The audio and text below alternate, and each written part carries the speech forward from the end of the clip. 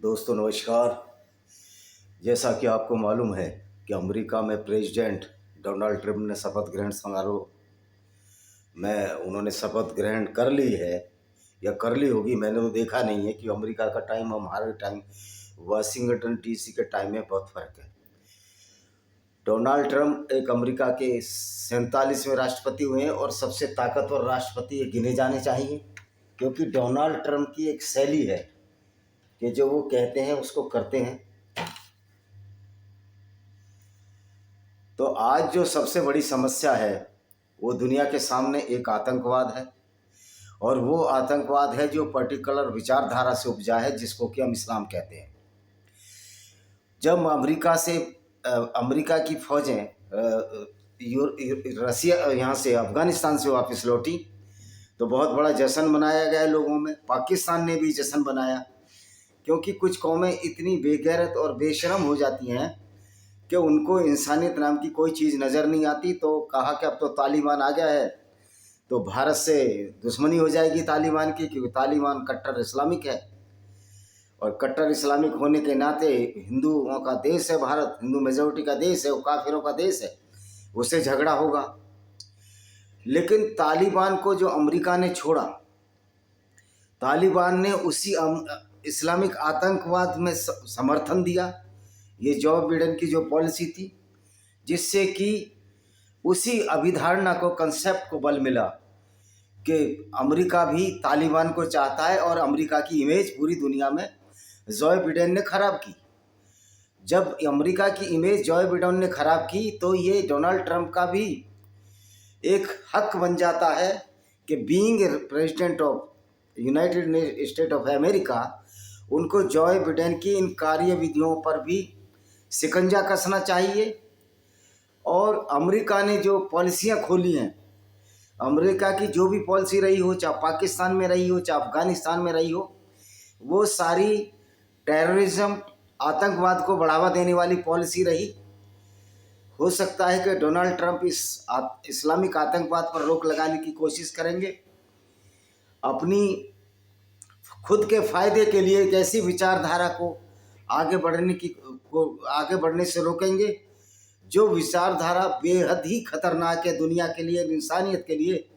और उस विचारधारा के मानने वाले जो कट्टर इस्लामिक लोग हैं, जो 100% इस्लाम को मानते हैं, जैसे कि तालिबान, तो जो 100% इस्लाम को मानता है वो बहुत बड़ा आतंकवादी है। इसको हमको कोई कहने में शर्म नहीं होनी चाहिए, हिचक नहीं होनी चाहिए।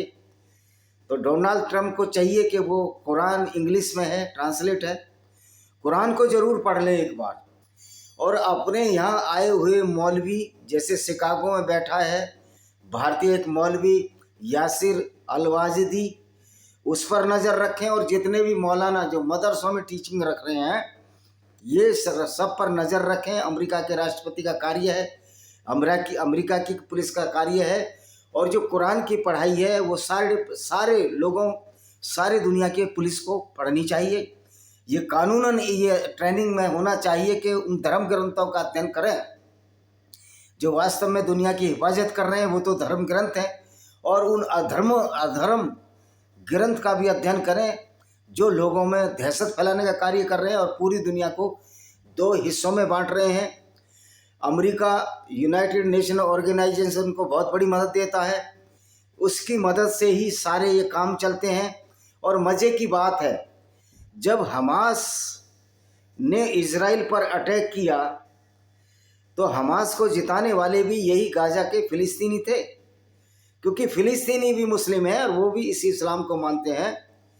जो फिलिस्तीन उसी इस्लाम को मानते हैं जो यहूदियों को मारने की बात करती है। यहूदियों को किसने देश से निकाला, इसके लिए 5000 साल की हिस्ट्री पढ़ लेनी चाहिए। यहूदियों को निकालने वाले ये इस्लाम के पैरोकार थे जो काफिरों से ही पैदा हुए थे, यानी मोहम्मद साहब के माता पिता भी काफिर थे। और आप देखिए किस तरह से इस्लाम ब्रेन वॉश करता है कि काफिर माँ बाप के लिए मोहम्मद साहब ने क्या कहा। जब एक व्यक्ति आया कहने लगा, मोहम्मद साहब मेरे पिता काफिर ही मर गए, क्या उनको जहन्नम होगी या जन्नत होगी? मोहम्मद साहब ने कहा हदीसों में वर्णन है, आप हदीसें ढूंढिए अपने आप। अगर मैं गलत बता रहा हूँ, मैं इस्लाम को बदनाम कर रहा हूँ, तो जाइए सुप्रीम कोर्ट में, जाइए इंटरनेशनल कोर्ट ऑफ जस्टिस में, मैं वहीं सारी हदीसों का खुलासा कर दूंगा और मोहम्मद साहब क्या क्या करते थे सारी बातों का खुलासा कर दूंगा। तो आप में तो हिम्मत नहीं है। मुझे लगता है सुप्रीम कोर्ट के जजों को भी ये समझना पड़ेगा और सोचना पड़ेगा कि जो कुरान की बातें हैं उसके आधार पर आप किसी गैर मुस्लिम को धमका नहीं सकते, जैसे कि आपने वसीम रिजवी को धमकाया। तो आप ट्रंप साहब, आपको अगर इस्लामिक जिहाद को नष्ट करना है तो सबसे पहले यूरोप में सारे मदरसे बंद करवाने होंगे, यूनाइटेड नेशन ऑर्गेनाइजेशन को पूरी दुनिया में सारे मदरसे बंद करवाने होंगे। और ये कोई बहुत बड़ा काम नहीं है। कुछ चंद लोगों की वजह से सारे तो बेचारे मुसलमान लड़ते नहीं हैं, और सारे मुसलमान तो काफिरों की औलाद है, क्योंकि दुनिया में पहला मुसलमान तो मोहम्मद साहब ही बने थे, तो सारे काफिरों की औलाद है। अब ये देखिए कि इस्लाम किस तरह से लोगों का ब्रेन वॉश करता है। ये जो काफिर हैं, जो काफिरों की औलाद है, काफिरों को कत्ल करने के लिए आयतें ले आया। तो मोहम्मद से बड़ा विद्रोही प्रवृत्ति का व्यक्ति कौन होगा? पैगंबर मोहम्मद जो इनके पैगंबर हैं, इनसे बड़ा ऐसा व्यक्ति कौन होगा? मतलब एक गैरत होती है लोगों में, वो गैरत भी पार कर दी इन लोगों को। यानी कि जो अपने माँ बाप को ये कह सकता है कि वो जन्नत में नहीं जहन्नुम में होंगे क्योंकि उन्होंने इस्लाम कबूल नहीं किया, और उनके चाचा अबू तालिब ने भी इस्लाम कबूल नहीं किया था, तो वो भी जहन्नुम में होंगे। तो इससे बड़ी बेइज्जती क्या होगी? जितने भी मुसलमान कन्वर्टेड हुए हैं, या तो यहूदियों से कन्वर्टेड हुए, या वो यजीदियों से कन्वर्टेड हुए, या ईसाइयों से कन्वर्टेड हुए, या हिंदुओं से कन्वर्टेड हुए हैं। लेकिन मज़े की बात है, ये कन्वर्टेड हुए मुसलमान जब इस झूठी किताब को, जिसको ये अल्लाह की किताब कहते हैं, जो 1924 में कंपाइल्ड हुई है, जिस कुरान में बहुत सारे कुरान के वर्जन हैं, मोरक्को की कुरान अलग, ये इजिप्ट जो कैरो जहाँ अल अजहर यूनिवर्सिटी है, जहाँ से मुफ्ती बनकर आते हैं, वहीं 1924 में कुरान कंपाइल हुई। नहीं तो सैकड़ों तरह की कुरानें थीं, और कुरान में तो 18,000 आयतें थीं। आज 6,666 या 6,324 कैसे रहेगी? 6,666 को 3,324 में बदलने का मेरा मकसद है। कुछ आयतें ऐसी हैं अलिफ लाम मीम, उनके अर्थ नहीं लगते, उनको क्लब कर लिया जाए। तो ऐसी विचारधारा जो पनपी, जो 14 साल पहले पनपी, वो आज पूरी दुनिया में सबसे बड़ा खतरा है। तो आज इस्लामिक विचारधारा है। तो जितने भी मदरसे हैं पूरी दुनिया के, उन पर रोक लगा देनी चाहिए। और जो मौलाना कहते हैं, पूरी दुनिया के मौलाना ये कहते हैं कि हम तो इस्लाम की पढ़ाई करते हैं, इस्लाम के सिवा कुछ नहीं पढ़ते। ओ भाई, वो पढ़ाई तो खतरनाक है। उसी पढ़ाई में तो आप बताते हो कि गैर मुस्लिमों को किस तरह से कत्ल किया जाए, किस तरह से भारत दारुल हर्ब है, यानी युद्ध की भूमि है। तो भारत ही युद्ध की भूमि नहीं है, अमेरिका भी युद्ध की भूमि है। जहाँ जहाँ मुसलमानों की संख्या कम है वो सब युद्ध की भूमि है। चाइना भी दारुल हर्ब है, उत्तरी कोरिया भी दारुल हर्ब है, ये बर्मा भी दारुल हर्ब है, इंडिया भी दारुल हर्ब है, नेपाल भी दारुल हर्ब है। ज़्यादातर देश दारुल हर्ब है, यानी कि युद्ध की भूमि है। तो ये जो दारुल हर्ब है, अमेरिका भी दारुल हर्ब है, यानी कि वहाँ भी इस्लाम को फैलाने की कोशिश की जा रही है। क्योंकि अभी अमेरिका के सामने इन लोगों की ताकत नहीं है। इन अल्लाह ने जो छोड़े हुए हैं, अल्लाह के छोड़े हुए लोग, जो राक्षस छोड़े हैं पूरी दुनिया में इस्लामिक आतंकवाद के नाम पर, उनकी ताकत नहीं है। और दूसरी बात है, लोगों में बहुत बड़ा सुधार आ रहा है। लोग ये समझ रहे हैं कि अब ये विचारधारा चल नहीं सकती, गजवा हिंद हो नहीं सकता, अमेरिका को हम मुस्लिम कंट्री नहीं बना सकते। क्योंकि मुसलमान भाई भी समझ रहे हैं कि जो कुरान एक झूठ का पुलिंदा मात्र है, उस किताब को पढ़ने से हम नफरत क्यों पालें दूसरों के लिए?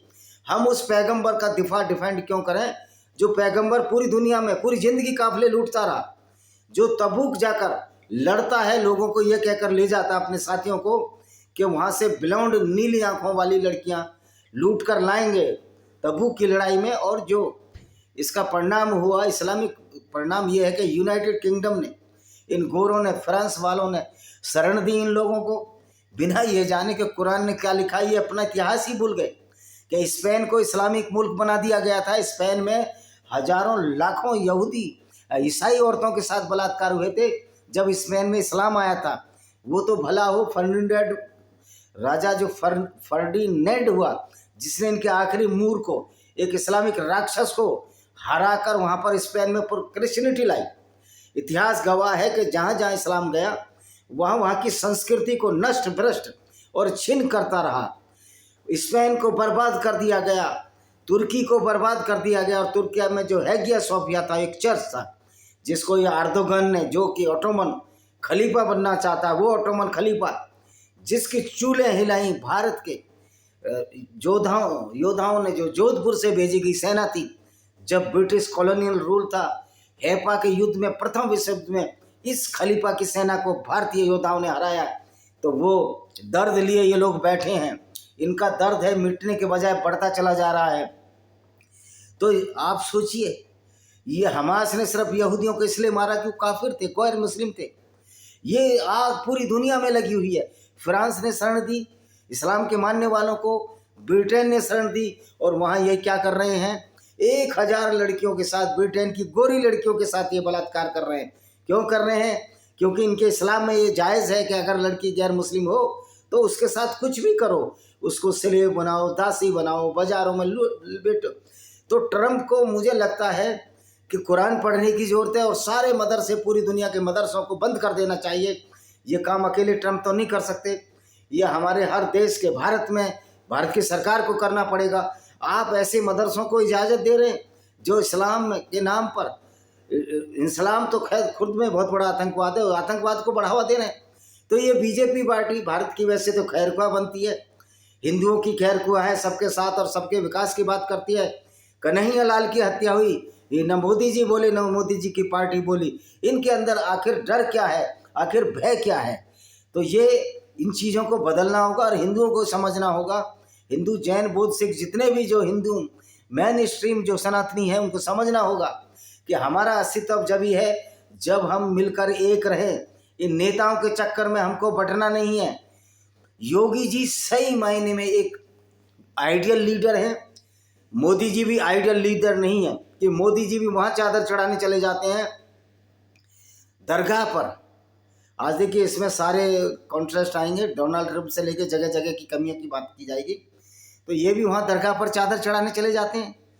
वो ख्वाजा मुद्दीन चिश्ती जो यहाँ आकर सो कॉल्ड, ये सूफीवाद क्या है?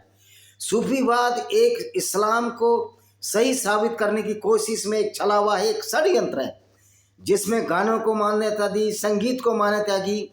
अभी एक किस्सा था कि जाकर नालायक कह रहा था एक टैक्सी में, इंग्लैंड जा रहा था, कि आप अपनी टैक्सी बंद कीजिए, इसमें संगीत बज रहा, संगीत हराम है। तो भाई तुम क्यों टेलीविज़न पर आते हो, तुम क्यों लाउड स्पीकर पर बाजा बजाते हो? तो इस तरह के आइडियोलॉजी में सब कुछ बर्दाश्त किया जा सकता है, पर ये बर्दाश्त नहीं किया जा सकता कि आप सिर्फ इसको, लोगों को इसलिए कत्ल कर दे वो मुसलमान नहीं है। और फिर तुम्हारी कुरान में 100 झूठ, कुरान का अल्लाह झूठा अल्लाह है, कुरान की किताब झूठी है। कुरान साइंस ने सिद्ध कर दिया कि मोहम्मद साहब भी झूठे थे, इनका पैगंबर भी झूठा, इनका अल्लाह भी झूठा। जिस अल्लाह को अपनी क्रिएशन के बारे में नहीं पता कि मैंने बनाया क्या है। ये तो उसी तरह की बात हुई कि मैं कोई कपड़ा सिलूं और मुझे सिलने का ज्ञान ही ना हो तो मैं कमीज कैसे सिल सकता हूँ? तो कितनी बड़ी भूल उस दर्जी की होगी, कितनी लानत उस दर्जी की होगी जिसने कमीज बनाई, शर्ट बनाई, लेकिन उससे पूछा जाए आपने सिली कैसे, लेकिन उसको पता ही नहीं है उसने कैसे सिली। तो लगता है ये कमीज अल्लाह उस दर्जी की सिली नहीं है, वो दूसरे की सिली हुई कमीज को आपको कह के ये कह रहा है कि मैंने सिली है। तो इसी तरह कुरान का अल्लाह है, वो कह रहा है मैंने दुनिया बनाई है, लेकिन उसको पता ही नहीं कि दुनिया बनी कैसे, दुनिया में किस तरह से डायनासोर आए, उसको पता ही नहीं, कुरान में जिक्र नहीं डायनासोर का। और धरती गोल है ये भी अल्लाह नहीं जानता। तो अल्लाह जो है उस दर्जी की तरह है जो सिला साला है कपड़ा लाकर, शर्ट आपकी 4 दिन बाद दूसरे से सिलाकर क्या देता है, ये मैंने सिली है। तो अल्लाह इस तरह का दर्जी है। तो ये जो साइंस है, साइंस के हिसाब से अल्लाह झूठा है, लेकिन इसी के आधार पर ये पूरी दुनिया के जो गैर मुस्लिम हैं उनको ये कत्ल किए जा रहे हैं। और इनके पुरखे काफिर रहते, मोहम्मद साहब के भी पुरखे काफिर, फिर ये कत्ल क्यों कर रहे हैं? तो सोचना पड़ेगा कि कुछ ना कुछ बीमारी तो इस किताब में है, इस इस्लाम में है, जिसकी वजह से मोहम्मद साहब तक, जो कि पैगंबर बोलते हैं अपने आप को, वो कहने लगा कि मेरे माता पिता भी जहन्नुम में होंगे, क्योंकि इस्लाम उन्होंने नहीं अडॉप्ट किया था। तो ये सब शिक्षाएं कहाँ दी जा रही हैं? अब ये मदरसों में दी जा रही हैं। जब ये मदरसों में शिक्षाएं दी जा रही हैं और उसमें बहुत सारे भारत के यूट्यूबर उस इस्लाम की पैरवी और पैरोकारी करते हैं जो इस्लाम बनाई ही दुनिया को विनष्ट करने के लिए है। इन भारतीय चंद यूट्यूबरों का ध्रुव राठी को वो आता है सपना आता है कि हिंदुओं का जिक्र तो कुरान में नहीं है, फिर हिंदुओं क्यों कत्ल किया गया? भाई कहते हैं ना, हाथी के पाँव में सबका पाँव। जब उन्होंने बोल दिया कि गैर मुस्लिम जो है इंसान नहीं है और इनको कत्ल किया जाना चाहिए, तो गैर मुस्लिम में हिंदू भी आ गए। तो डोनाल्ड ट्रंप को सबसे पहले, सबसे ताकतवर राष्ट्र होने के नाते सारे दुनिया भर के मदरसों पर रोक लगानी होगी।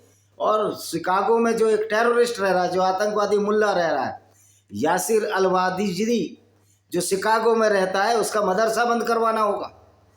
क्योंकि वो इस्लाम टेररिज्म की शिक्षा अमेरिका में दे रहा है। वो अकेला नहीं है, बहुत सारे लोग होंगे। बिलाल फिलिप है, ये जो इस्लामिक धर्मगुरु, ये भी एक आतंकवादी है। डॉक्टर जाकिर नालायक, ये भी आतंकवादी है। सारे इस्लामिक जो लोग हैं, सारे जो सो कॉल्ड इस्लामिक स्कॉलर हैं, ये सारे के सारे आतंकवादी हैं।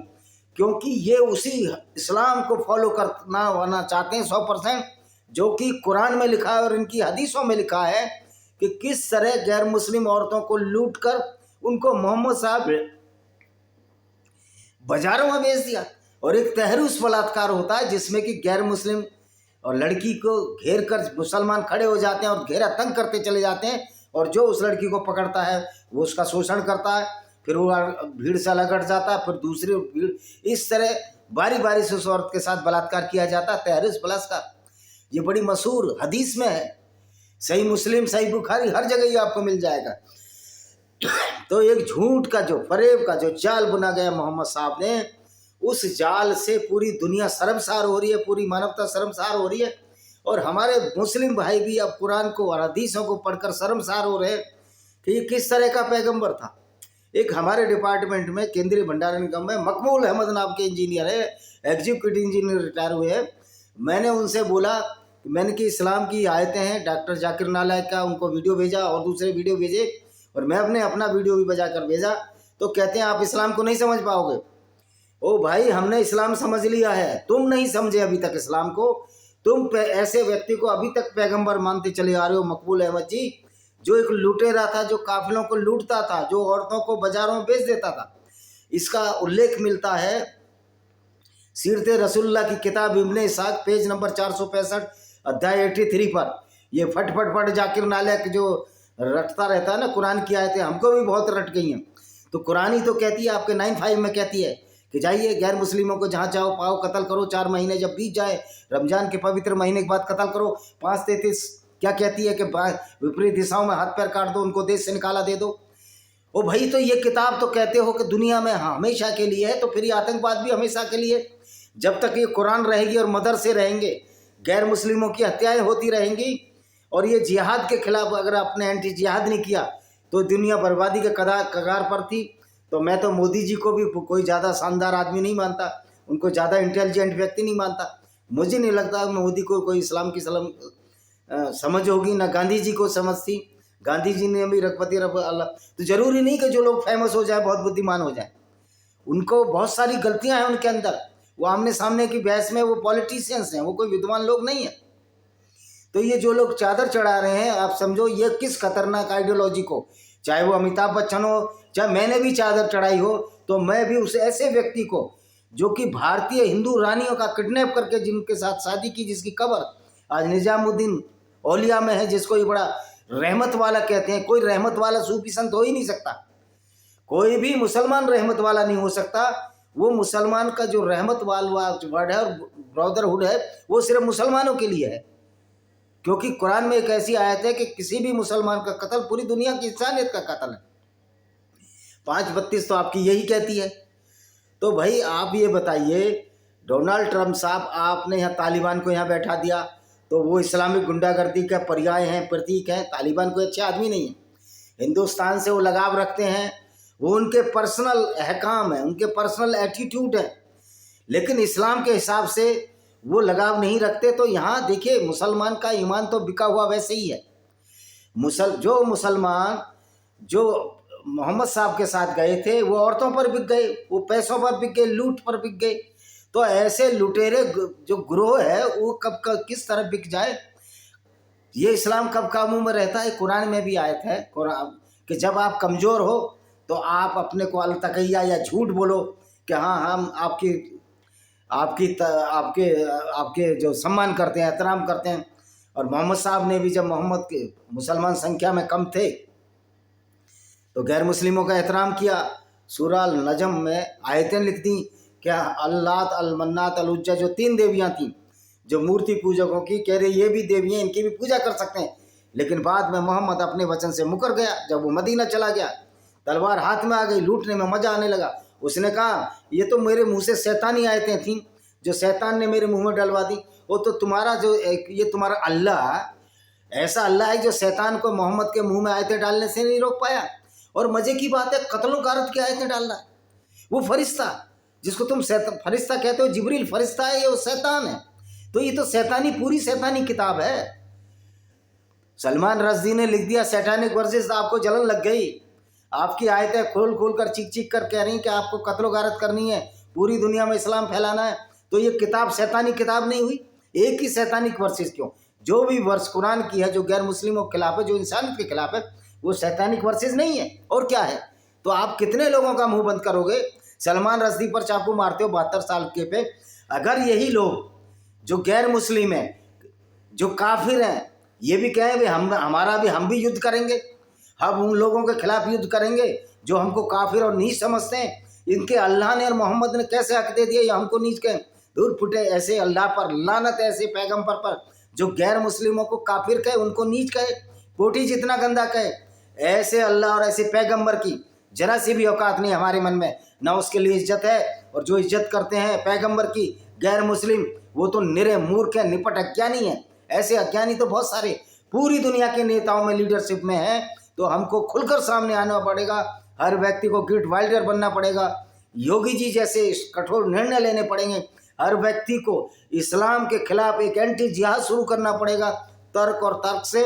इसका सबसे बड़ा तरीका है जो यूनाइटेड नेशन ऑर्गेनाइजेशन को जब खुजली होती है, जब उसने इस्लामिक डेविल्स को, शैतानों को मारना शुरू किया, इजराइल के लोगों ने 7 अक्टूबर 2023 के बाद जब यहूदी औरतों के साथ ये बलात्कार कर रहे थे हमास के गुंडे, तो यूनाइटेड नेशन कहने लगा नहीं अब मार काट बंद करो।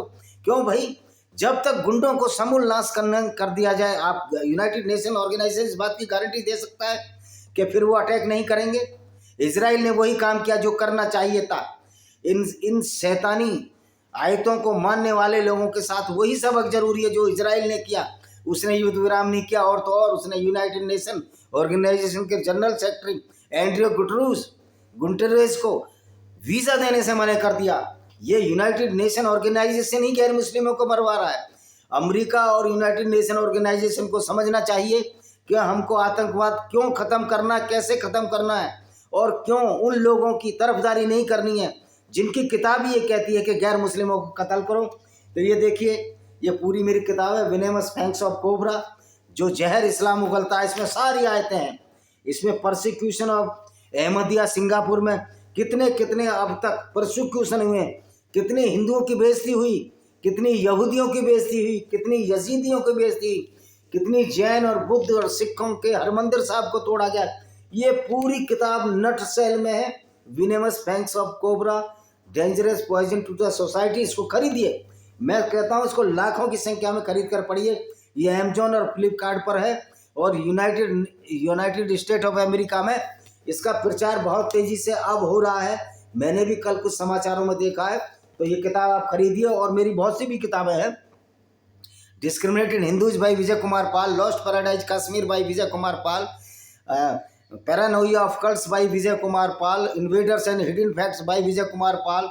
बहुत सारी किताबें हैं। ब्लैक डॉट्स ऑफ टेररिज्म, ये टेररिज्म, आतंकवाद क्या है, इस्लामिक आतंकवाद क्या है और ये क्यों शुरू होता है, ये सब किताबें खरीदिए।